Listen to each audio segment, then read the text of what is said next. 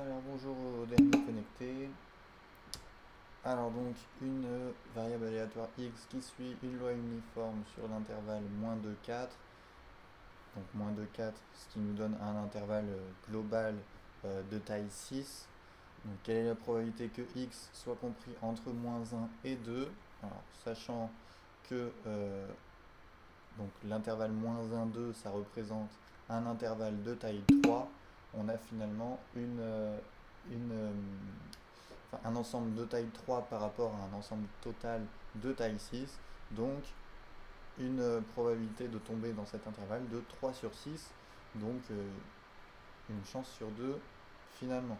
Donc on peut très bien faire 2 moins -1 divisé par 4 moins -2 si on applique la formule.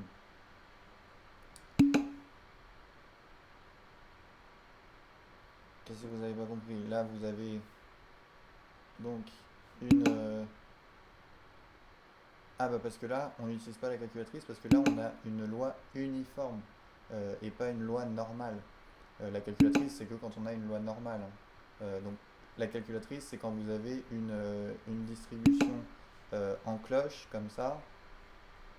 Là, vous n'avez pas le choix, c'est avec la calculatrice.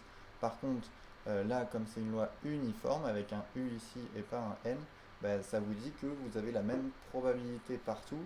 Donc en fait, votre courbe de densité, c'est pas une cloche comme ça, c'est une fonction constante, hein, donc horizontale, là, comme ça.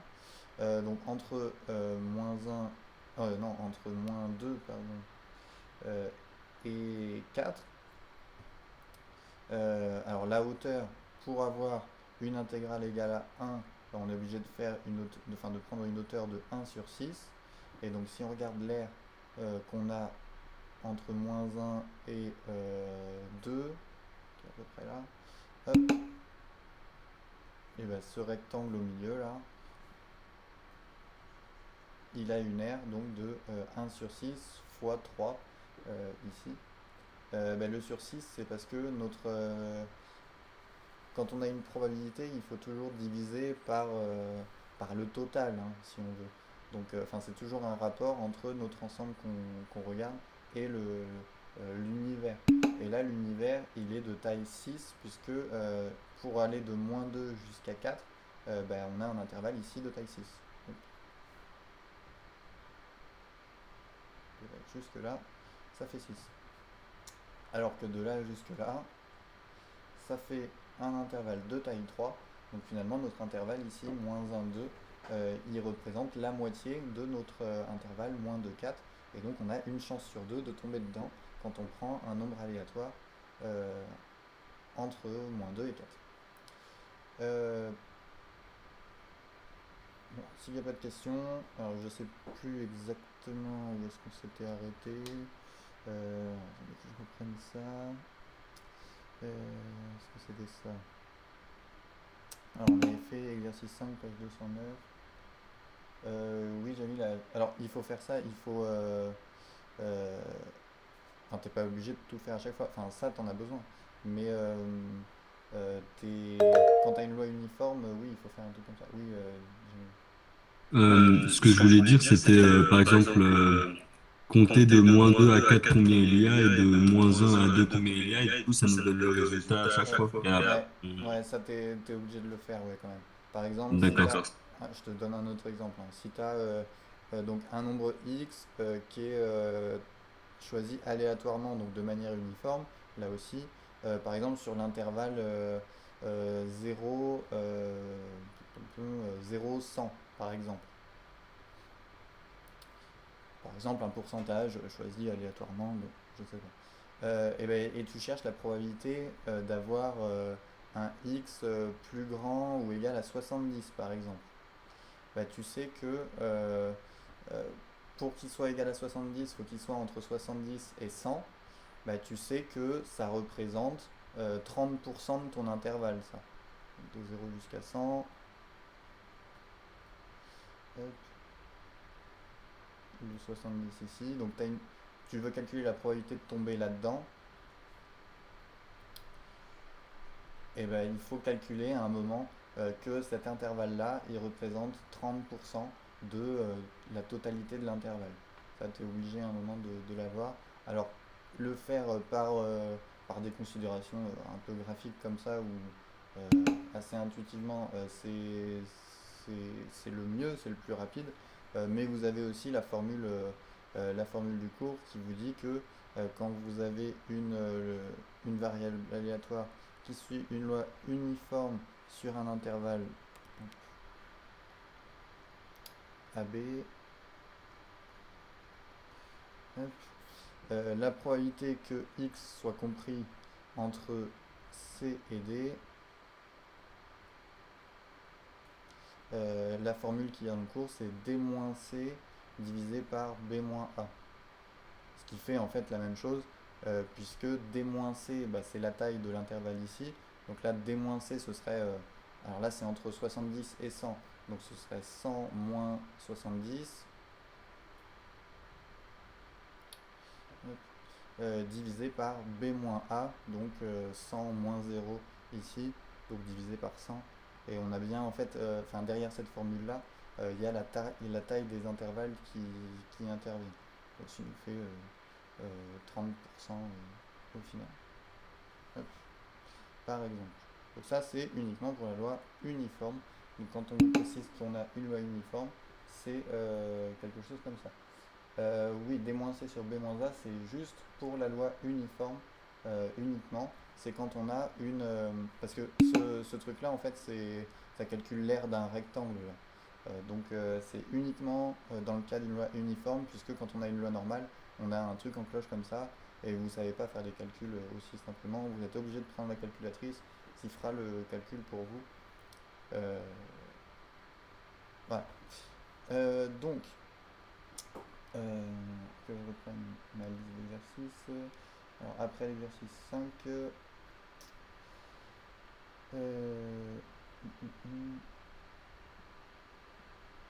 le 7, page 211. Non, on va pas corriger les exercices, hein. On les corrige jamais a priori. Mais je vous mets la correction sur le Padlet dès que possible, et je vous mettrai dans le cahier de texte qu'il faut que vous alliez y voir pour pas que vous oubliez. Et si vous avez des questions, on en parle, mais plutôt à la séance suivante, hein. Je préfère que les exercices, vous ayez finalement une correction, que vous pouvez regarder chacun de votre côté, plutôt qu'on fasse une correction détaillée, parce que je sais que si on corrige les exercices un par un, étant donné que je vous en donne encore plus que d'habitude, vu qu'on fait moins de cours, là on en a pour 3/4 d'heure à chaque fois, hein. Je vous donne la correction, et si vous avez des questions, on en reparlera sans problème. Euh, donc, exercice 7, page 211.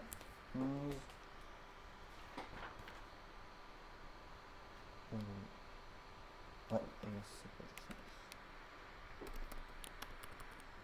Donc, un calcul de probabilité, cette fois-ci avec une loi normale, pour que vous voyez bien la différence, comme ça.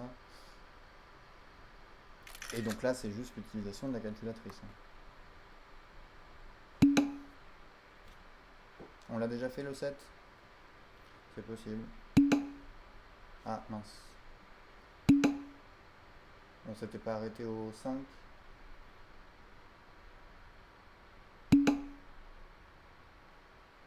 Ah oui, on l'avait peut-être fait juste rapidement, vous m'avez juste donné le résultat peut-être. Ah, il était à faire. Ah oui. Ok. Ah oui, oui, d'accord. Ça marche. Non, j'ai noté que c'était l'exercice. L'exercice 4 que je vous avais donné à faire. Bon, je sais plus ce que j'ai. Ah oui, exercice 7, page 211. Bon, merci. Ça marche. Ah, par contre, sur Pronote, j'ai dû vous mettre l'exercice 9, moi, après. Et pas le 7. Ouais. Et ben, je vous mettrai la correction des deux, hein, tant pis. Enfin, peu importe celui que vous avez fait, hein, comme ça, vous regarderez quand même la correction de l'autre. Je vous ai donné le 7 aussi. Alors attends. Sur Pronote, j'ai mis quoi? J'ai mis. Ah oui, le 9 est là. Hum, hum, hum.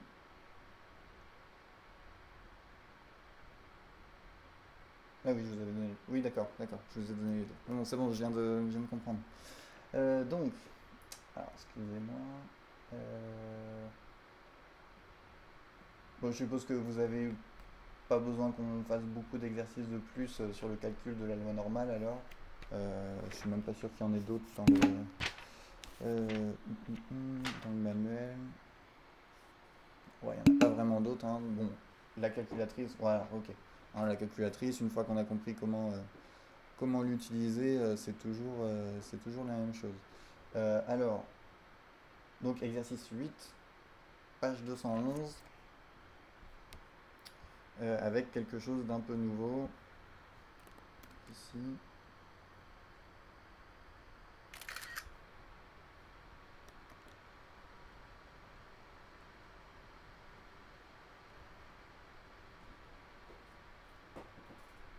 Alors, une étude portant sur de nombreux relevés annuels a permis d'affirmer que le débit D d'une rivière suit une loi normale d'espérance 47 en mètres cubes par seconde et d'écart type 8,8 mètres cubes par seconde.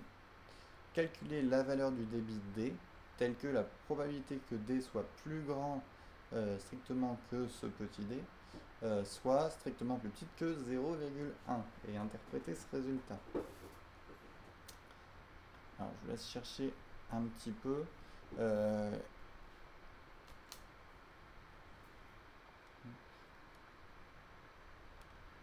Alors déjà, essayer de comprendre quand même l'énoncé. Oui, le petit d, ce sera un nombre décimal qu'on voudra à la fin. Ah bah... Oh, tu peux laisser 47. Hein, l'espérance, enfin la moyenne, espérance, moyenne, c'est pareil. Hein. Donc hop, le mu c'est 47. Et donc le 8,8 c'est notre sigma, notre écart type. Mais tu peux garder 47.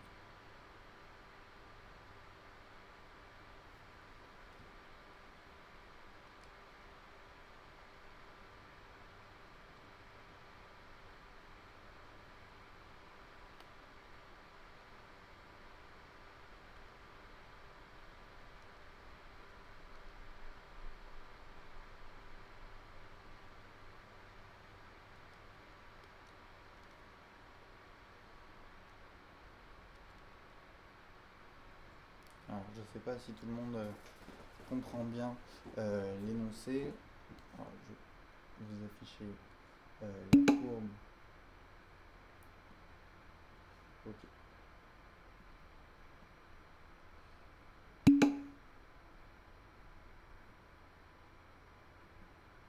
Alors, vous avez donc une loi normale de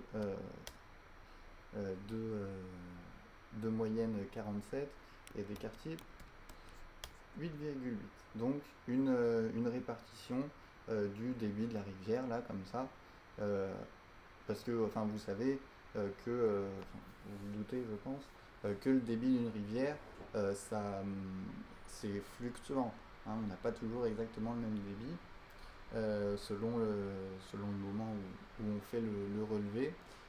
Et donc, dans cette rivière, on a trouvé, donc, on a fait plein de relevés, et on a surtout trouvé des valeurs concentrées là autour de 47 mètres cubes. Mais donc, il y a une certaine proportion des valeurs qui étaient, par exemple, autour de 30 ou autour de 65 mètres cubes par seconde. Voilà, c'était très variable. Et donc, nous, on veut savoir, alors peut-être qu'on va faire du coup la partie suivante, là, interpréter ce résultat. Qu'est-ce que ça veut dire qu'on ait P de D plus grand que D plus petit que 0,1? Et bien, si on le traduit par une phrase, donc le petit d, on sait que la probabilité d'avoir un débit supérieure à ce nombre petit d qu'on va trouver, on sait qu'elle est plus petite que 0,1. Donc en gros, on va avoir un débit plus grand que cette valeur-là dans moins de 10% des cas, en fait. Donc, notre petit d, alors si on a un petit d, alors ce sera là sur là-dessus, là, ce sera ma flèche qui est ici. Là. Donc il va falloir en fait placer que je place ce d au bon endroit pour avoir une aire plus petite que 0,1. Attendez. Hop. Ah oui, ça me les affiche là les valeurs. Donc moi il me faut une valeur ici plus petite que 0,1, sachant que cette probabilité là qui doit être plus petite que 0,1, c'est la probabilité d'être plus grand. Donc si mon petit d, donc qui est une valeur de débit, si je le prends égal à 40, environ 42 là par exemple, la probabilité que d soit plus grand que 42, c'est l'aire de ce qu'on va avoir à droite. Donc c'est de 42 jusqu'au bout, jusqu'à plus l'infini en fait. Donc il faut que mon aire ici, finalement, à droite de mon petit d, il faut qu'elle soit plus petite que 0,1. Alors graphiquement, si je le fais, et vous auriez pu le faire en fait à la calculatrice, mais en tâtonnant, donc ce serait pas très facile. Là, a priori, donc, hop, voilà, là je suis à 0,0993. On va dire que c'est ça, enfin qu'on est assez proche là pour l'instant, mais on va voir que la calculatrice va nous donner la valeur directement. En fait, mon d, mon petit d, donc ce sera 58,31 là, en gros. En gros, on a moins de 10% des débits qui vont avoir une valeur plus grande que 58,31. Est-ce que c'est compris là-dessus?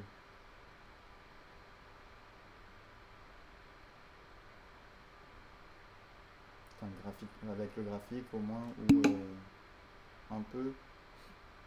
En gros, on a trouvé graphiquement, le 58,31, donc la valeur qui est ici, c'est la valeur telle qu'on est 10% des débits après. On a 10% des débits qui sont plus grands que 58,31.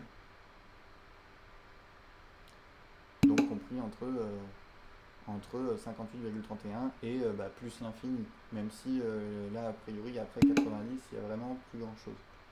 58,31, c'est la valeur pour laquelle on a 10% des débits qui sont plus grands. En gros, ce 58,31, il y a 90% des débits qui vont être plus petits et 10% des débits qui vont être plus grands. Oui, c'est une valeur de grand D. En fait, c'est notre petit d, quoi. Pas plus grand que 58,31. Les débits, ils sont autour de 47 là, notre moyenne, mais il y en a des plus ou moins grands selon le moment, hein, ça fluctue. Donc il y en a certains qui vont par exemple être, on va peut-être mesurer 60,3 à un moment.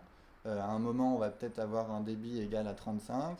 À un autre moment, on aura 42,5. Bon, voilà. Même si avec enfin, il faut imaginer qu'il y a une précision infinie. On peut avoir par exemple 38,472 et je ne sais combien de décimales derrière. Mais comme on a une répartition selon une loi normale, eh ben, on peut savoir que dans cet intervalle-là, il y a, comme l'aire qui est en bleu là, c'est une aire de 0,1, bon, à peu près, je sais qu'il y a 10% des débits qui seront compris entre 58,31 ici et plus l'infini finalement. Sinon, par exemple, entre 40 et 45, je sais qu'il y a 0,1983 enfin donc 19,83% des débits qui vont être entre 40 et 45 en gros. Mais donc, si je veux déterminer, en fait moi ce que j'ai cherché ici c'est à avoir 10% plus grand. Donc, enfin, graphiquement en tout cas c'était le 58,31 qui marchait le mieux. Mais la calculatrice, elle va vous permettre de trouver ce 58,31 assez facilement, puisqu'on a une... enfin, ce sera pas 58,31 d'ailleurs, ce sera autre chose. Enfin, en tout cas, ce sera pas loin. Elle va vous donner la valeur, pas exacte, mais approchée avec une précision beaucoup plus importante, euh, en inversant la loi normale. Alors pour ça, dans le même menu que le NCD ou le normal FREP, vous avez normalement, alors c'est expliqué dans le cours, voilà, vous avez invn qui vous donne invnorm CD quand vous, euh, quand vous appuyez dessus, sur F3 là. Alors je vous affiche le cours pour l'avoir. Alors Mélanie, donc la calculatrice, elle peut pas te donner la valeur du grand D, parce que le grand D, il a pas de valeur précise. Le grand D, c'est aléatoire, donc on peut pas lui affecter une valeur, on connaît pas sa valeur. Mais par contre, le petit D, lui, voilà, c'est le petit D qu'elle va nous donner, hein. Alors, que je retrouve le cours.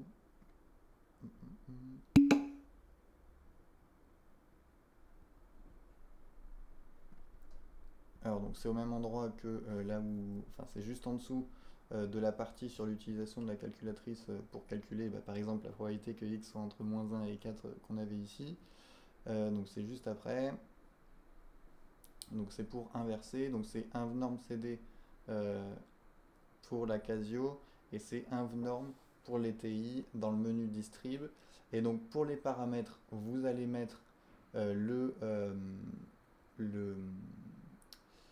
le sigma et le mu, ou le mu et le sigma sur les TI, comme, enfin, dans le même ordre que précédemment, avec norme CD ou normal FREP. Mais donc il va falloir préciser un nombre petit p avant, et ce petit p, c'est le nombre tel qu'on veut que... euh, Enfin, on veut une... En fait, la calculatrice va nous donner... Alors ici, si vous lisez le cours, ça va nous donner le réel petit a tel que la probabilité que x soit plus petit que a, ce soit égal à p. Donc quand vous avez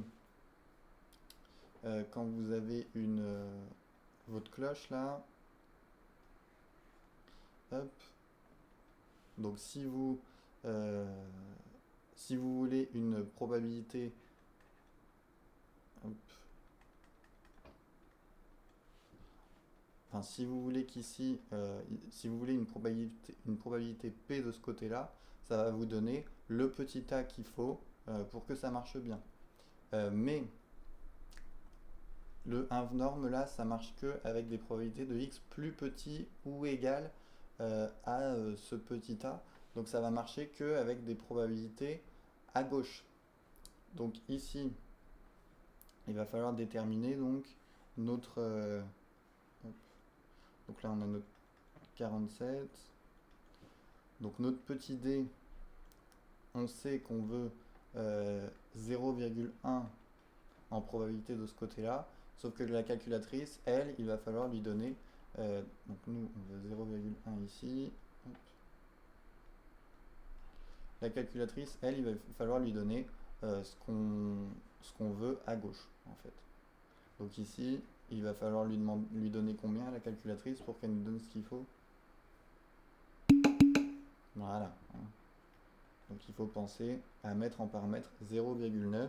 Donc vous mettez sur la calculatrice donc invnorm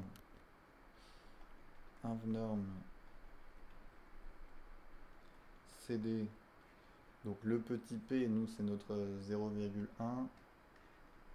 Mince, pas de virgule, attention, mettez un point. Donc 0,1, virgule. Après vous mettez vos paramètres. Donc 8.8 et 47 dans ce sens-là sur les Casio et sur les TI, donc inv norm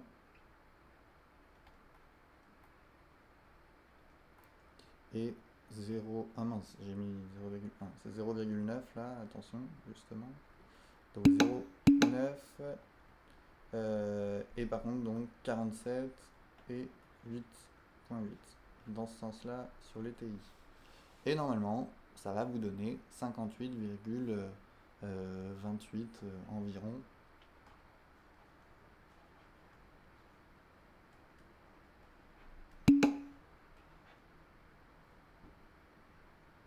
Voilà, il faudra toujours donner la valeur de gauche. Donc quand vous voulez la probabilité d'être plus grand que ce nombre d, donc vous voulez que ce soit la probabilité de droite qui soit égale à 0,1, et bien il va falloir faire le petit calcul là pour pouvoir lui donner la valeur de gauche. Alors il y a moyen de préciser à la calculatrice si on veut si on veut l'air à gauche ou à droite, mais pour ça il faut aller dans le menu stats de la calculatrice et vous avez si vous allez dans dist norm et inv-n, vous avez un menu qui apparaît avec je répète pour ceux qui voudraient aller dedans. Donc le menu, vous appuyez sur menu et après vous allez dans le menu stats. Après vous faites F5 pour aller dans dist. Ensuite F1 pour norme. Et là vous avez inv-n et vous avez donc plusieurs choses à remplir. Et la deuxième ligne c'est tail left. Et vous avez dans les paramètres left, right ou center en fait. Et donc vous pouvez préciser si l'air que vous allez donner, donc le 0,9 ou le 0,1 là, si c'est une aire à gauche, à droite ou centrée en fait. Et donc dans tail, vous mettez left, right ou center. Donc là, par exemple, si on veut donner directement le 0,1, bah, le 0,1 c'est l'air qu'il y a à droite, donc on mettrait right. Area c'est l'air, donc c'est la probabilité en fait. Donc là, on lui donnerait 0,1. Et ensuite, ça vous demande le sigma et le mu, donc 8,8 et 47. Et là, de la même manière, ça vous donnera ce 58,27. Alors, voilà, ça dépend dans quel menu vous utilisez ce inv norm.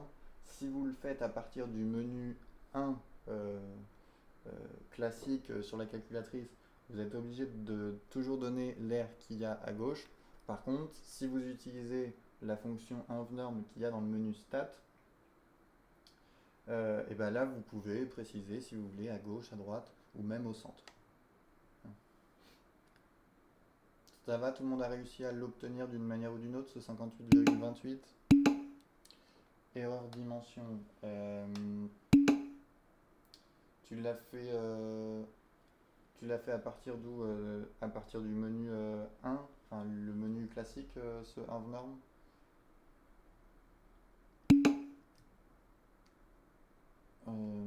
Alors t'as bien fait attention à pas mettre des virgules à la place des points ou autre.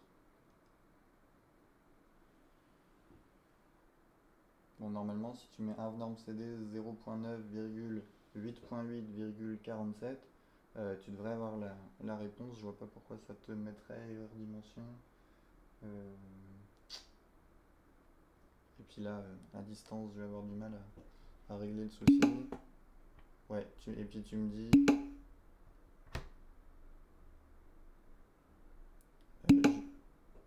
Ok.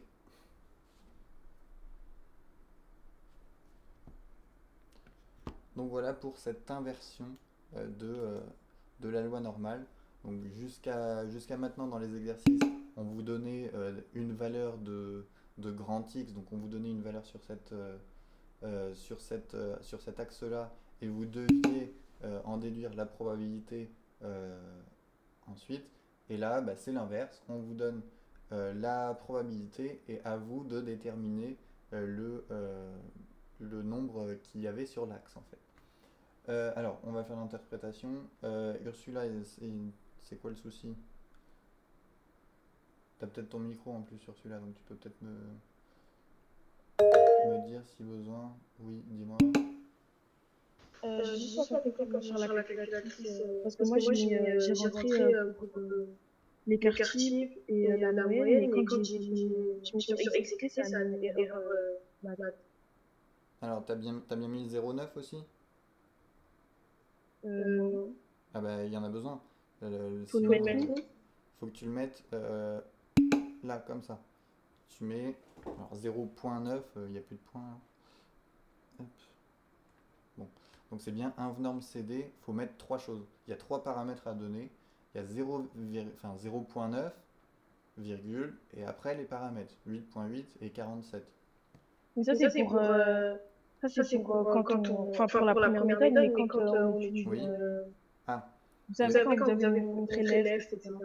oui, ça marchait? T'avais bien 58,28 en faisant ça? Non, Non, justement, justement, j'ai j'ai entré entré dans dans les les paramètres, paramètres, mais mais ça ça fonctionne fonctionne pas. pas.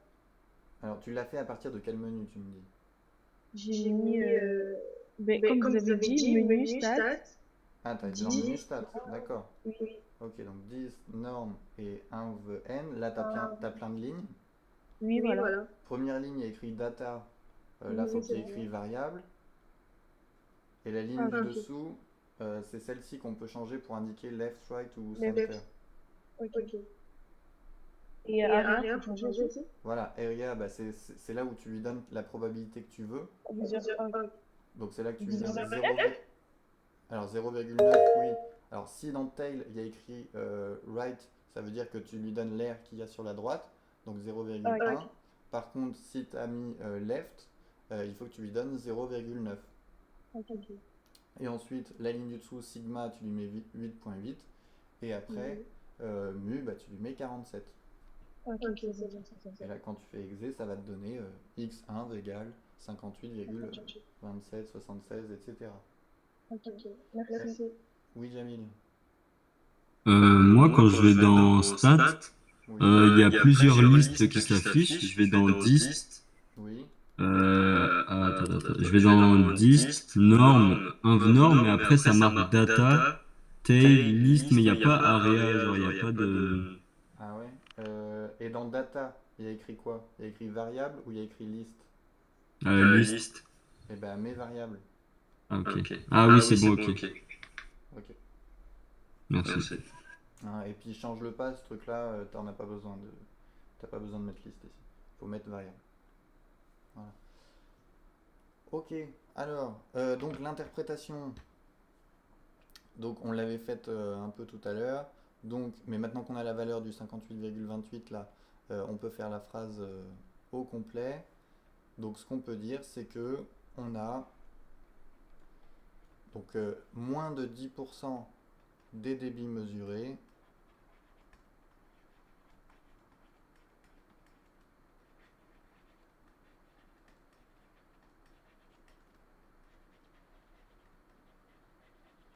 qui vont être supérieurs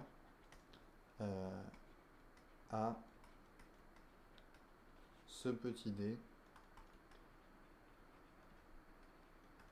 donc 58,28 mètres cubes par seconde. Finalement, ce 28,28, ça va délimiter en gros les valeurs extrêmes qu'on va avoir pour les grands débits mesurés. Enfin, si on détermine que 10% des valeurs, c'est considéré comme les valeurs extrêmes. Mais on peut le changer, hein, ce 0,1, ça peut marcher avec d'autres valeurs évidemment. Si on veut chercher le pourcent le plus important, bah, à la place de 0,1, on met 0,01 et ça nous dira là par exemple que on a moins d'1% des débits qui vont être supérieurs à 67,47 mètres cubes par seconde. Alors, je pense que ça, par contre, il va falloir le travailler un petit peu. Donc, on va faire des exercices qui utilisent ce inv norme. Alors, exercice. Exercice 53, page 219. Et 50 ensuite, pour ceux qui ont fini.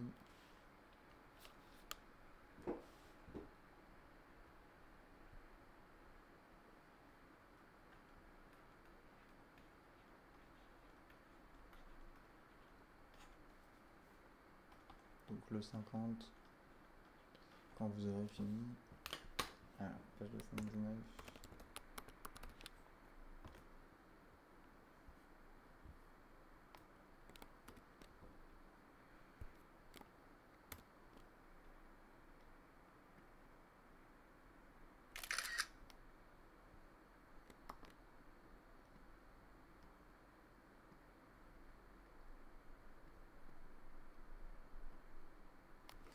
Alors, une société française d'obstétrique a déterminé des normes de biométrie pour le suivi anténatal des fœtus par échographie. Alors, si vous n'avez pas compris tous les mots dans cette phrase, je pense que c'est pas grave parce que moi j'ai pas tout compris. Alors, parmi les mesures utilisées, la longueur fémorale permet de suivre la croissance du fœtus, quel qu'il soit. Lors de l'échographie du 3e trimestre, cette longueur est distribuée selon une loi normale d'espérance 60 mm et d'écart type 2 mm. Alors, peu importe le contexte de l'énoncé, les données importantes, c'est l'espérance et l'écart type ici. Alors, calculer la probabilité que la longueur fémorale soit comprise entre 58 et 62 mm et ensuite qu'elle soit supérieure à 62 mm.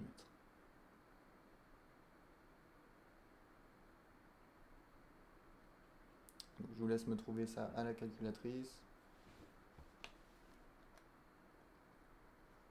Alors oui, je vous signale aussi que dans le menu stats, si vous faites le norme CD à partir du menu stats, vous avez aussi une espèce de fenêtre, de menu, plutôt que de mettre les nombres avec des virgules, qui vous demandent donc lower, upper, donc qui permettent de rentrer les bornes de l'intervalle sans avoir vraiment à se souvenir de l'ordre dans lequel il faut mettre les paramètres.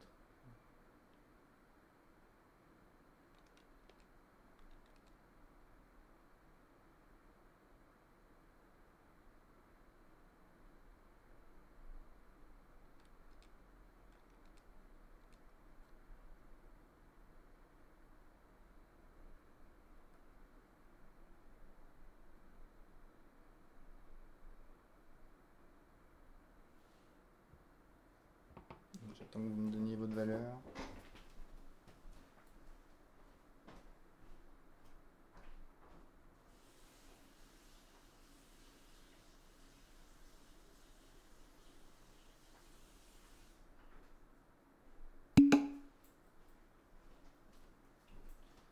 Voilà, environ 0,68. Mince, ils vous ont pas dit que c'était grand X, sauf qu'ils utilisent X partout après dans l'exercice, donc je pense qu'ils ont supposé que ça s'appelait grand X. Alors l'ordre des paramètres, si vous êtes sur Casio, donc vous mettez norme CD et entre parenthèses donc le petit a et le petit b, donc là c'est 58,62 et ensuite vos paramètres, donc d'abord l'écart type sur les Casio, donc 2 et ensuite 60, et sur les TI c'est 60 et 2 ensuite.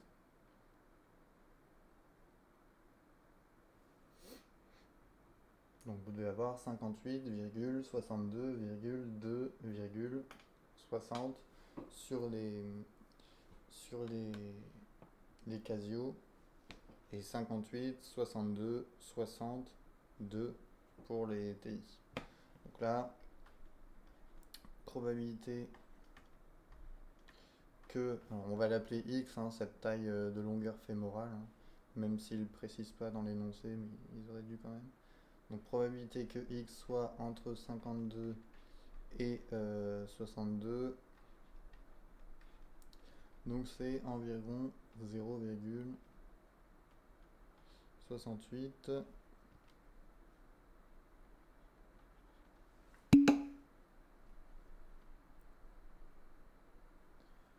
Oui, on met X suit, oui très bien Mélanie, donc X suit la loi normale, donc deux paramètres, 62 et 2 au carré. On met le carré ici, parce que donc en fait c'est la variance qu'on donne, et donc c'est l'écart type au carré.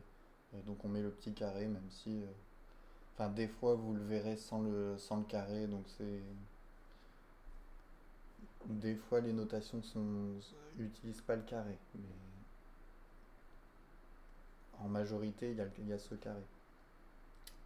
Euh, mais donc ce 68 là, ce 0,68, euh, il est, euh, il est très important ici, puisque c'est une des valeurs particulières quand vous avez vos lois normales, puisque là, votre cloche, en fait, donc vous avez 60 ici, et le 58 et le 62 ici, ils ont la particularité en fait d'être votre moyenne moins l'écart type.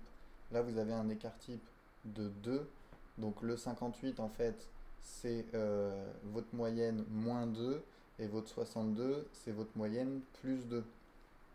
Donc là, vous avez en fait ici de 58 à 62, c'est l'intervalle, donc votre moyenne moins l'écart type et la moyenne plus l'écart type. Et on sait que quand on a une loi normale, euh, et ben dans cet intervalle-là, donc la moyenne moins l'écart type et la moyenne plus l'écart type, on sait qu'on a une probabilité de 0,68 dedans. C'est une des valeurs particulières qu'il faudra retenir. Elle est dans votre cours, on y regardera après. Mais donc maintenant, donc probabilité que cette longueur fémorale soit supérieure à 62 mm, donc probabilité que x soit plus grand ou égal à 62. Bon, les plus grands ou égal ou strictement plus grands, ça change rien pour la loi normale.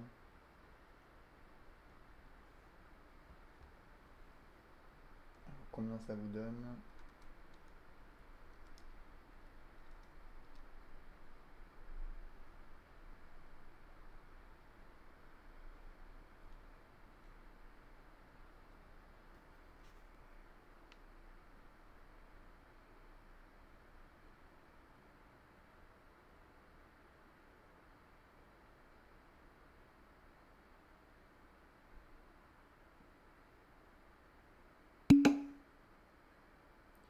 Ouais, environ 0,16.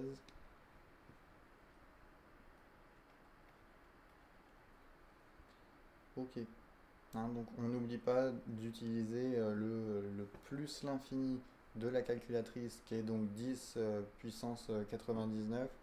Enfin, peu importe le nombre que vous mettez, si vous mettez un nombre très très grand, ça marchera aussi même si c'est pas 10 puissance 99. Et ben là on a les mêmes paramètres là, Ursula, mais donc on veut que notre x soit compris entre 62 et plus l'infini en fait.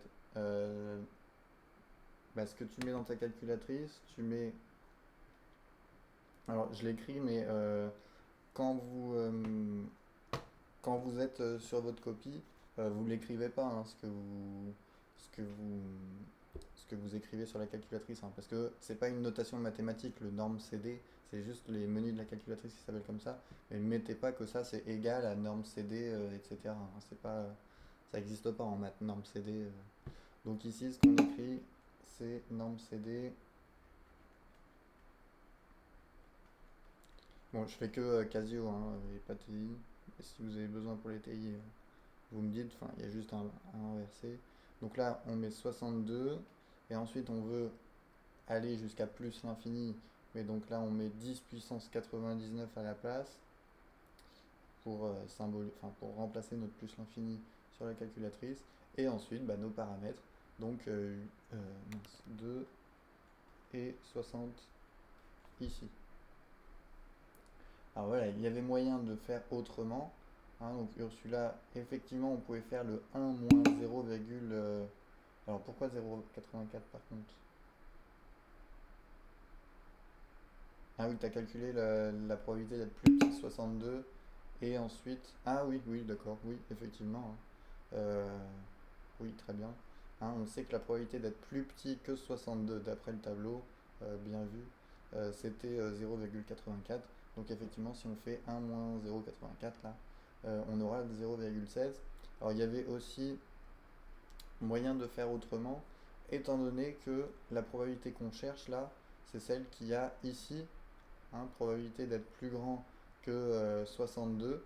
Et donc, pour avoir la probabilité qu'on a ici, par symétrie, on sait que si on a 68% au milieu, là, entre 58 et 62, bah, par symétrie, on sait que dans l'espace qui nous reste, donc ici et ici, bah, on a le reste. Mince. Donc 0,32. Hein. Donc on a 0,32 si on regroupe ces deux parties-là. Et donc bah, pour en avoir une seule des deux, bah, il suffit de diviser par 2 et on en déduit qu'on a 0,16 ici. Donc voilà, il y avait plusieurs façons de le faire euh, pour cet exercice. Alors, question 2. Déterminer la longueur fémorale maximale L arrondie au dixième de millimètre près pour que la probabilité d'être inférieure à L soit de l'ordre de 0,07. Alors peut-être faites un schéma pour bien comprendre ce qu'on vous demande dans cette question.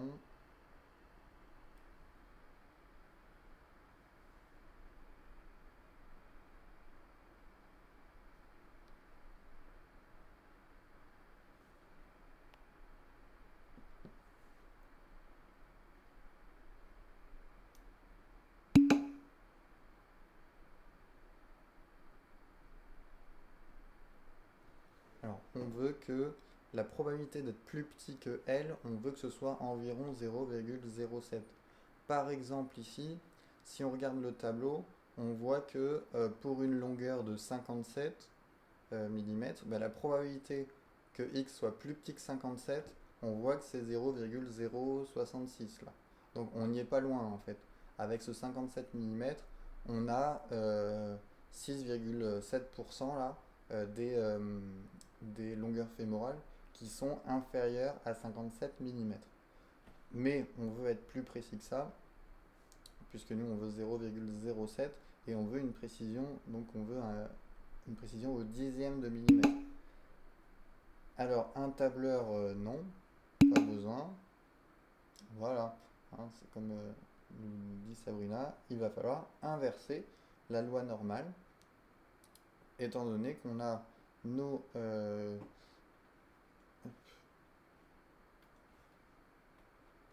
nos distributions là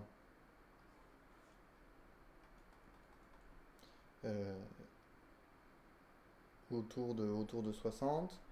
Et donc on veut que la probabilité d'être plus petit que L, on veut que ce soit de l'ordre de 0,07. Donc on veut un nombre qui est par ici, là. Et on veut que la probabilité d'être inférieure à ce nombre-là, on veut que ce soit environ 0,07. Donc on veut 0,07 pour l'air qu'il y a ici, avant ce nombre-là.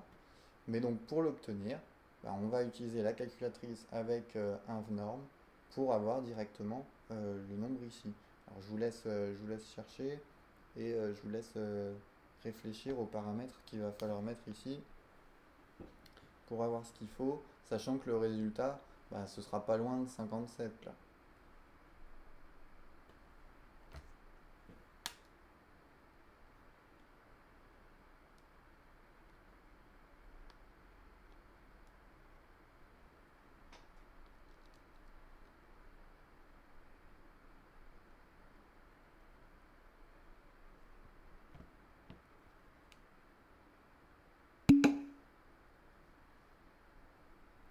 Oui, c'est bon celui-là.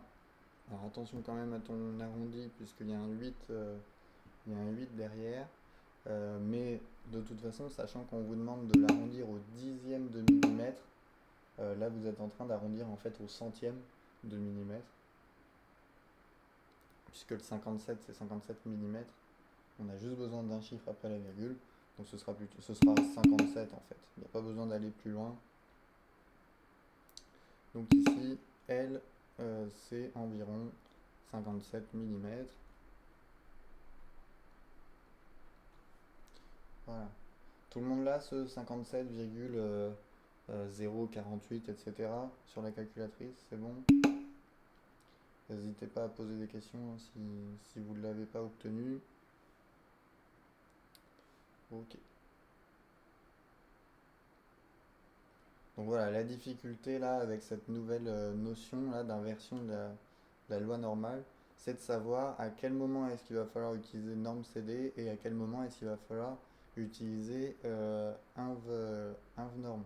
Mais quand on vous demande euh, quand on vous demande de calculer une probabilité, bah, a priori c'est norme CD qu'il faut utiliser. Et quand on vous donne une probabilité mais qu'on vous demande de retrouver le nombre qui a permis d'obtenir cette probabilité, bah là c'est un hors norme. Hein, ça peut pas fonctionner dans l'autre sens. Donc question 3 qui est un petit peu compliquée. Déterminer le plus petit intervalle AB tel que la probabilité d'être entre A et B est égale à 0,95. Donc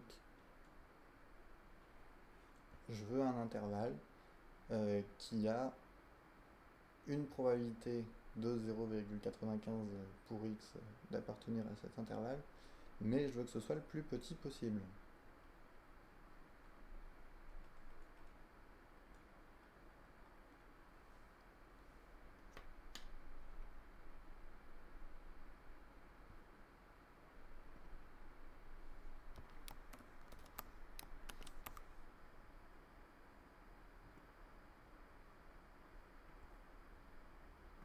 Alors en fait, on en a plein, hein, des intervalles pour lesquels on va avoir une probabilité de 0,95.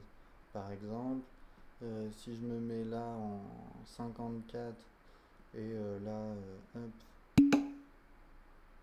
hop, je me mets à peu près en 63,32 là, bah là je vais avoir une probabilité de 0,95 à l'intérieur. Par contre, cet intervalle, bah, ce sera pas le plus petit. Hein, il y en a d'autres qui sont plus petits. Alors 64 et 65, ça marche pas. Hein. Si je me mets en 64 ici et 65 après, bon,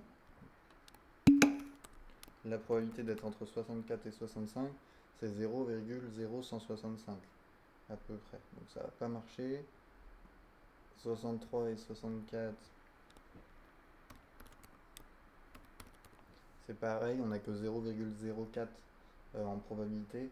Donc c'est non, faut pas regarder que le tableau parce qu'en fait le tableau il te donne la probabilité d'être plus petit que 64 par exemple. Sauf que donc le 0,97 là qu'on vous donne, donc c'est la probabilité d'être plus petit que 64, mais c'est la probabilité d'être entre 64 et moins l'infini finalement.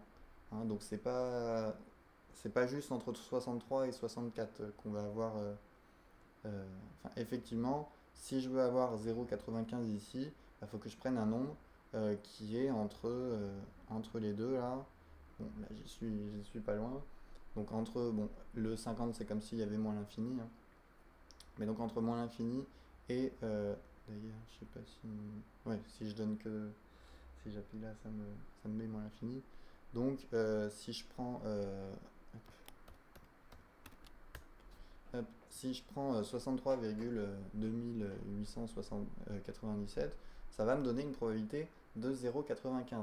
Sauf que, donc ça c'est l'intervalle moins l'infini à 63,29 là. Sauf que cet intervalle, il est quand même très grand, hein, puisqu'il vient de plus l'infini, de moins l'infini, pardon. Donc il va falloir en trouver un le plus petit possible. Et donc pour ça, la méthode la plus simple, enfin le plus simple à faire pour avoir un intervalle le plus petit possible, bah, c'est en fait de le centrer, enfin d'avoir un intervalle symétrique là par rapport aux 60, et ça va nous permettre comme ça d'avoir un intervalle le plus petit possible. Donc il nous faut un intervalle le plus petit possible là, avec donc symétrique là par rapport à la moyenne, avec une probabilité de 0,95 ici, enfin à l'intérieur. Hop. Donc là ce sera notre petit a et là notre petit b, et on sait qu'à l'intérieur on veut une probabilité de 0,95. Tout le monde a bien compris pourquoi on le choisissait centré, là, cet intervalle?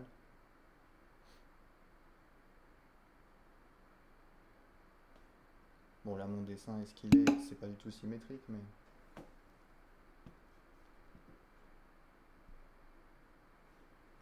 Regarde là, si je... imaginons je pars de... Je veux que mon petit a, ce soit 54, admettons. Et bien là, pour avoir une probabilité de 0,95, je suis obligé d'avoir... Enfin, de prendre mon petit b égal à 63,32, là, à peu près. Sauf que cet intervalle-là, mon intervalle AB dans ce cas-là, il a une taille de 9,32 là. Hein, de A jusqu'à B, ça fait une largeur d'intervalle de 9,32. Bon. Donc c'est un intervalle qui marcherait, mais dans la question on vous demande de trouver le plus petit. Mais par exemple si je pars de 55, admettons, pour avoir une probabilité de 0,95 à l'intérieur, là il faut que je prenne 63,42. Donc là on voit qu'on a déjà, si on calcule la taille, ça ne nous fait plus qu'un intervalle de taille 8,40 à peu près. Donc on l'a rétréci en faisant ça. Bon, si je vais un peu plus loin,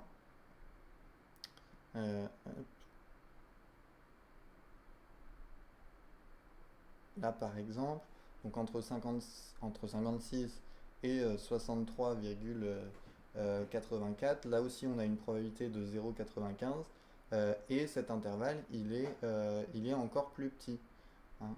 Donc en centrant mon intervalle, en fait, ça va permettre de rétrécir, puisque pour avoir un maximum de probabilité, si on veut, à l'intérieur, comme la cloche, elle est, euh, elle est haute ici, si je veux si je veux concentrer mes valeurs à l'intérieur, si je veux que mon R soit la plus importante à l'intérieur, je vais plutôt prendre un intervalle à l'endroit où ma cloche est haute, plutôt qu'à un endroit où ma cloche est très proche de l'axe, là, parce que là on n'a rien, donc si on veut une probabilité de 0,95 à l'intérieur, on va être obligé d'avoir un intervalle beaucoup plus grand. Mais donc ici le plus petit, bon la manière, je vous donne la réponse puisque ça va bientôt être l'heure, enfin c'est l'heure déjà mais je continue vite fait. La manière d'avoir ce petit a et ce petit b, pour les avoir, alors si on les prend symétriques finalement, quand on aura trouvé le petit a, il suffira de déterminer quel est le nombre b qui est symétrique ici. Mais sachant qu'on veut 0,95 à l'intérieur, il suffit de trouver le petit a qui nous donne la bonne R ici. Alors ce morceau-là, il faut qu'on ait combien à l'intérieur pour avoir 0,95 ici? Alors qui est la même R qu'on aura ici. Donc c'est quoi l'R qu'on doit avoir de chaque côté là, si on veut une R de 0,95 au milieu? Voilà, 0,025. Très bien, hein, puisqu'il manque 5% finalement, si on a 95% au milieu. Donc de chaque côté, il faut 2,5%, donc 0,025. Ok, 0,025 ici. Donc avec la calculatrice, le petit a, on peut le trouver en cherchant quel est le nombre qui va nous donner une probabilité de ce côté-là égale à 0,025. Et avec la inv norme, ça va nous donner directement le bon résultat. Et on peut trouver le petit b, alors soit en allant dans le menu stat et en lui disant que à droite on veut une probabilité de 0,025, soit on lui dit que à gauche on veut une probabilité de 0,975 à 975, puisqu'on a 97,5% à gauche. Donc j'attends vos valeurs là pour les deux. Donc on inverse la loi normale là avec 0,025. Alors moi j'ai que le petit a c'est 56,08 à peu près, et le petit b Donc si on met 0,975, le petit b c'est 63,92 à peu près. Voilà. Donc le plus petit intervalle qui contient 95% des valeurs, bah, ce sera l'intervalle 56,08 63,92. Donc là, AB, c'est environ 56,08 63,92. Bah là, j'ai rentré dans un norme. Je lui ai dit que je voulais, avant le petit a, je voulais une probabilité de 0,025. Donc 0.025, virgule, et après on donne les paramètres qui n'ont pas changé. C'est toujours 2 et 60. Donc dans un norme. Et ensuite pour le petit b, on fait la même chose, mais cette fois-ci on ne veut pas 0,025 à gauche, on veut 0,975. Là-dedans, si je réunis les deux, ça me fait 0,975 jusqu'au petit b. Ok, Ursula?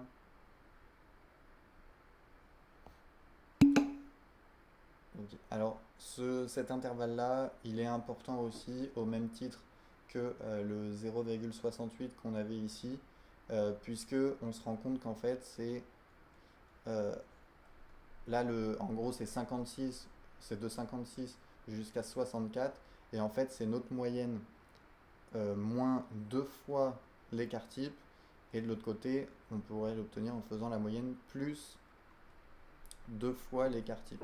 Donc notre intervalle mu moins 2 sigma, mu plus 2 sigma, on sait qu'il contient environ 95% des valeurs, mais on regardera là où c'est dans le cours la prochaine fois.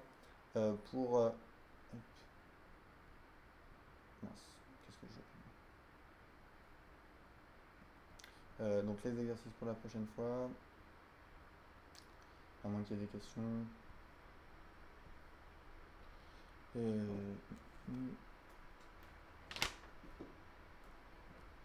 Alors les exercices sont pas trop durs, hein.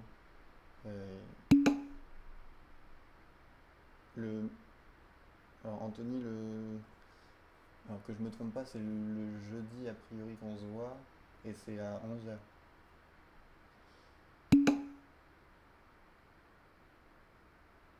Quand on fait le calcul du...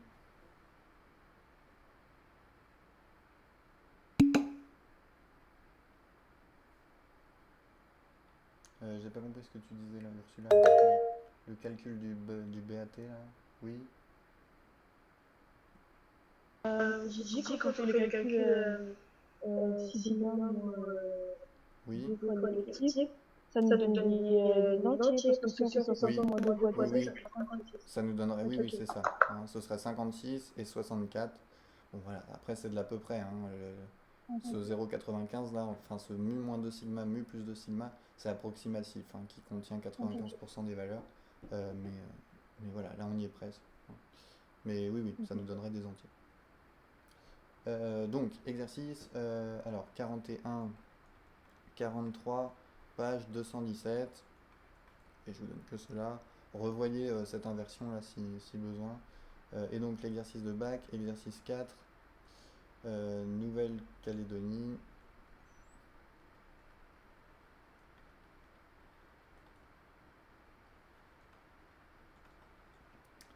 Du 16 novembre 2016. Donc le 41 et le 43 ça va assez vite, hein, ils sont vraiment pas trop durs. Oui, celui-là. Dans le 43, c'est normal quand ils disent loi normale, ils n'ont pas le carré. Ouais, je crois que le manuel, il n'utilise pas justement le carré. Parce qu'il est Oui, alors, fait. en fait, alors, bon, ça changera rien pour répondre à l'exercice, hein, ce sera pas très grave, enfin, il y a peu d'importance. Mais par exemple, dans le 43, là, quand il dit 4, bah, c'est qu'en fait, c'est 2 au carré. Donc, on a un écart type égal à 2. Ok. Ouais. Voilà, tout simplement. Mais bon, ça vous dérangera pas a priori dans ces exercices-là. Voilà. Bon, à moins qu'il y ait des questions, à jeudi. Et donc pour ceux qui n'ont pas trop bien saisi là, cette inversion là, peut-être revoyez la vidéo ou